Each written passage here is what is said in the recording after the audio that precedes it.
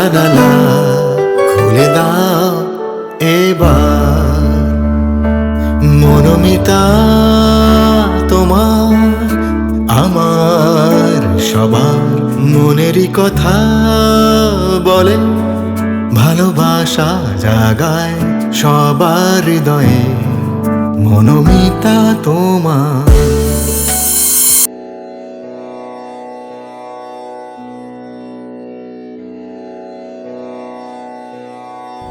নমস্কার, আমি সুমনা, আমি সুরঞ্জনা, আমি দিব্যশ্রী। আমরা চলে এসেছি আজকে নতুন প্রোগ্রাম মনোমিতা নিয়ে, যেখানে আপনাদের সাথে থেকে, আপনাদের পাশে থেকে আমরা অনেক ধরনের নানান ধরনের গল্প উচ্চ করব। আর এই যে দুজনকে দেখছেন, সুরঞ্জনা দি আর ওখানে আমার সাথে রয়েছে আমাদের দিব্যশ্রী দি, তাদেরকে খুঁজিয়ে বার করব যে আমাদের মিতাদের জন্য কি কি নতুন নতুন সলিউশন তাদের কাছে আছে। অনেক গল্প করব তাদের সাথে। আমাদের এই নতুন অনুষ্ঠান মনোমিতার উদ্দেশ্য সম্পর্কে একটু আপনাদের ওয়াকিবহাল করি। কেন এই মনোমিতা? আমাদের এই মনোমিতার উদ্দেশ্য হচ্ছে যে আমাদের যারা মিতা মানে আপনারা, আপনাদের সমস্ত সমস্যা যা যা আছে দৈনন্দিন জীবনে, আপনাদের আছে, আমাদের আছে, সবারই আছে, সেই সমস্যাগুলো সমাধান করা। আমি যেভাবে সমাধান করবো একটু নিজের মন মানসিকতাকে চাঙ্গা করে নেয়া, আর দিব্যশ্রী বলবে স্পিরিচুয়াল রেমেডি। মিতারা, শুরু করা যাক। আচ্ছা দিদি, আজকে আমাদের কি টপিক নিয়ে শুরু করা যেতে পারে? এটা যেহেতু প্রথম দিন এবং আমাদের অনুষ্ঠানটা হচ্ছে মনোমিতা, মানে আপনাদের সাথে আমাদের সম্পর্কে হাত বাড়িয়ে দেবে এবং হাত ধরা, মানে সম্পর্ক। তো আজকে আমার মনে হয় সুমনা, আমাদের প্রথম এপিসোড শুরু হওয়া উচিত সম্পর্ক ওরিয়েন্টেড কোনো সমস্যা দিয়ে। ভালো। তো সুরঞ্জনা দি আজকে বলেছে যে সম্পর্ক নিয়ে কিছু আমাদের আজকে আলোচনা করবে। সম্পর্ক এমন একটা জিনিস যেটা ভীষণ সুন্দর হতে পারে এবং একটা সেন্সিটিভ ইস্যু। তো সম্পর্ক মাথায় রেখে আমরা হাজবেন্ড আর ওয়াইফের সম্পর্ক নিয়ে আজকে আমরা সুরঞ্জনা দির কাছ থেকে জানতে চাইবো যে এই যে হাজবেন্ড এবং ওয়াইফের সম্পর্কটা, দিদি এটাকে আরো কিভাবে ভালো একটা গ্রোথে নিয়ে যাওয়া যায় বা তার মধ্যে আন্ডারস্ট্যান্ডিংটাকে কিভাবে বেশি ভালো আনা যায়, তুমি একটু মিতাদের বলো।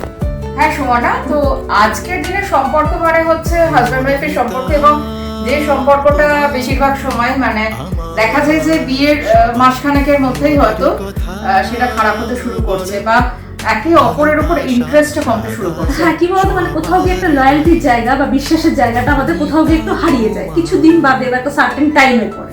এই জিনিসগুলো কেন?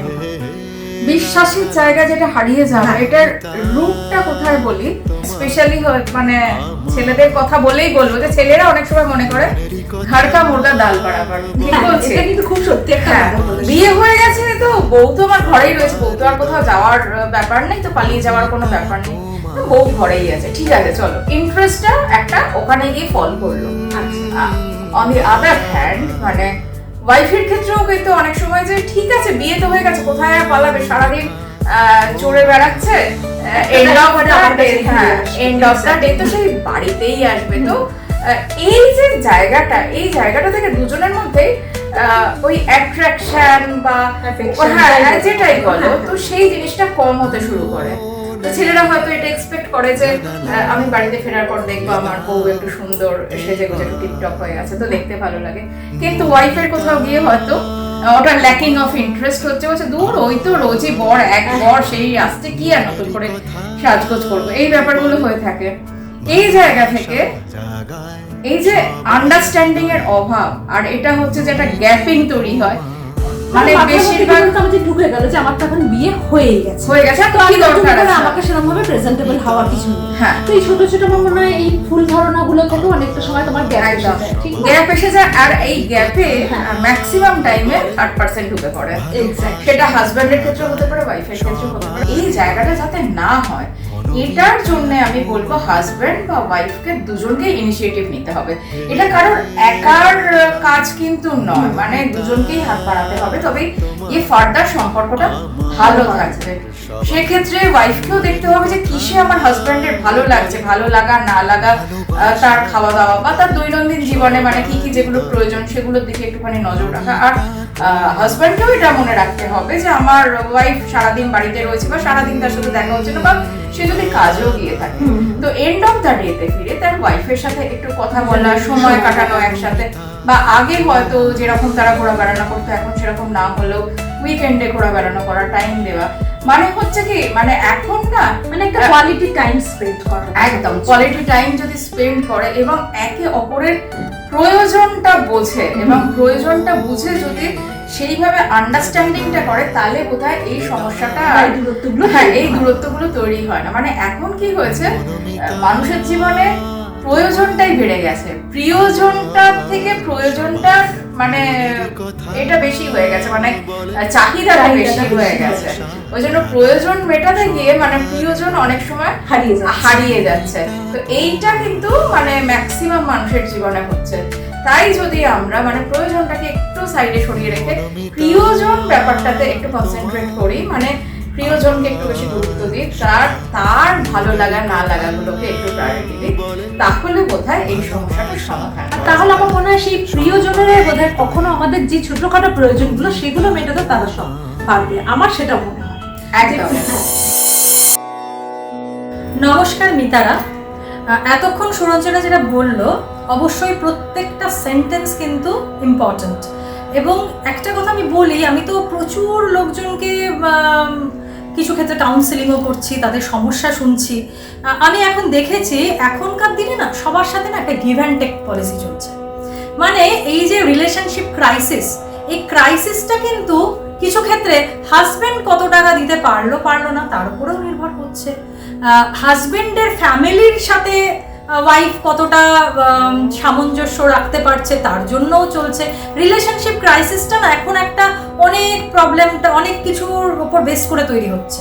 এবং এক্ষেত্রে কিন্তু আমি দেখছি অনেক ক্ষেত্রে হাজব্যান্ডরা না পারছে কিছু বলতে, না পারছে সহ্য করতে, ওয়াইফরাও নিজেদের মনের কথা ঠিক করে এক্সপ্রেস করতে পারছে না। আমি বলছি না সব ক্ষেত্রে ওয়াইফরা ভুল বা সব ক্ষেত্রে হাজব্যান্ডরা ভুল, কিন্তু নিজেদের মধ্যে অনেক ক্ষেত্রে মিসআন্ডারস্ট্যান্ডিং হয়ে অনেক প্রবলেম ক্রিয়েট হচ্ছে, সেটা আমি দেখেছি। নিজেরা যখন যেটা মুখে আসছে বলে দিচ্ছে, সেটা না করে একটু ভেবেচিন্তে কথা একটু বলতে হয় আমাদের। এবং যে কোনো পরিস্থিতিকে কি করে সামাল দেব সেটার জন্য আমাদের অনেক কিছু পরিকল্পনা করে চলতে হয়। তো এই যে এতক্ষণ কথা হলো যে সময় না দেওয়া, এখন দ্রুততার যুগে হাজব্যান্ড ওয়াইফ দুজনেই চাকরি করে, দুজনেই বাড়িতে ফেরে টায়ার্ড হয়ে হয় অনেক সময় অনেক কিছু। কিন্তু আমি যেহেতু এখানে বসে আছি কিছু অ্যাস্ট্রোলজিক্যাল টিপস দিতে, এবং এই টিপসগুলো কিন্তু কিছুটা জেনারেল টিপস, কাস্টমাইজ টিপসের জন্য আমার সাথে পার্সোনালি যোগাযোগ করতে হবে। তো জেনারেল টিপস আমি যেটা দিচ্ছি সেটা হচ্ছে যে একটা এসেনশিয়াল অয়েল আছে, আপনার নামটা লিখে রাখুন, YLANG, ল্যাং ল্যাং ল্যাং এসেনশিয়াল অয়েল। আপনি যে কোনো অ্যাপে পেয়ে যাবেন। এই এসেনশিয়াল অয়েলটা ছোটো শিশিতে পাওয়া যায়। একটা তুলোয় করে ওই এসেনশিয়াল অয়েলটা নিয়ে নিজের ঘাড়ে বা হাতে একটু লাগিয়ে রাখবেন, শুকবেন, আশেপাশে রাখবেন। হাজব্যান্ডকে বলবেন একটা ছোট্ট কাগজের মধ্যে এসেনশিয়াল অয়েলটা একটু দিয়ে পকেটে রেখে দিতে। তো এটা একটা কনফিডেন্স বিল্ড আপ করে, নিজেদের মধ্যে রিলেশনশিপের জায়গাটাকে একটু চেঞ্জ করে, পজিটিভ করে। অনেক সময় আমরা ভুলবশত পরে ভাবি সেটা না বললেই হতো, এটা করলেই হতো, এই প্রিভিউ একটু করে নিলে ভালো হয়, এই জায়গাটা তৈরি করে দেয়। নাম্বার 1। নাম্বার 2, আরেকটা কথা বলছি, প্রতি বুধবার গরুকে গ্রিনি লিভ বা গ্রিন কিছু খাওয়ান প্রতি বুধ। এখন তো চারদিকে গরু নেই, তাও দেখবেন যদি কোথাও পান। আমি আমার যেটা বলছি এটা তো অনেক বছর আগে শাস্ত্র, তখন চারদিকে বিভিন্ন প্রাণী আমাদের সাথে একসাথে থাকতো।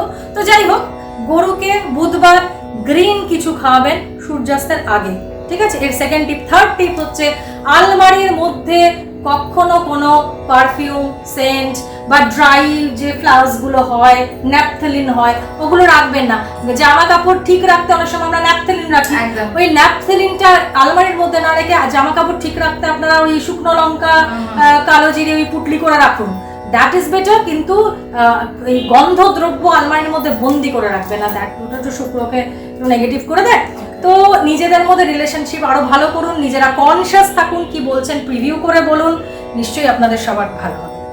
দীপশ্রীর টিপসগুলো আপনারা শুনলেন, নিশ্চয়ই কাজে লাগাবেন। এবং আমার বিশ্বাস মনোমিতা থেকে আমরা যেভাবে আপনাদের সলিউশন বলছি বা পাশে থাকার চেষ্টা করছি, এগুলো যদি আপনারা অ্যাপ্লাই করেন আপনারা নিশ্চয়ই ভালো ফল পাবেন। তো আমার পিতাদের আমি বলবো, তোমাদেরও জীবনে যদি কোনো ছোটোখাটো কিছু সমস্যা থেকে থাকে বা সেখান থেকে তোমরা কিভাবে ওভারকাম করেছো সেইগুলো যদি তোমরা আমাদের সাথে শেয়ার করতে চাও, তাহলে একটা 2 মিনিটের ছোট্ট ভিডিও আমাদের কাছে পাঠিয়ে দাও। তোমাদের মধ্যে থেকে যাদের ভিডিও সেরা হবে তাদেরকে মনোমিতার তরফ থেকে থাকবে একটি আকর্ষণীয় উপহার। তো আর দেরি করো না, ঝটপট একটা ভিডিও করো আর পাঠিয়ে দাও আমাদের কাছে। এই যে ভিডিওটার কথা বললো সুমানা, এটা দেখুন অন স্ক্রিন একটা ফোন নাম্বার যাচ্ছে, এই ফোন নাম্বারে পাঠিয়ে দিন। আর আপনার যদি কোনো সমস্যা থেকে থাকে, ডেফিনেটলি সবার লাইফেই আছে, তো আপনার লাইফেও নিশ্চয়ই আছে। তো যদি না থেকে থাকে ভীষণ ভালো, আর যদি থেকে থাকে সেই সমস্যা, দেখুন আর একটা ফোন নাম্বার যাচ্ছে অন স্ক্রিন, সেই ফোন নাম্বারে পাঠান আপনার নাম আর কোথা থেকে পাঠাচ্ছে সেই লোকেশনটা দিয়ে। আমরা আলোচনা করব আমাদের পরবর্তী পর্বে আপনার এই সমস্যা নিয়ে, এবং আপনার রেমেডি মানে যেটা হতে পারে সম্ভাব্য, সেটা আমি আমার এন্ড থেকে যেটা বলেছি, বুদ্ধিটাকে চাঙ্গা করার একটা উপায় যেটা, সেটা আমি বলবো, আর স্পিরিচুয়াল রেমেডি দেবে আপনার সমস্যা দিব্যশ্রী।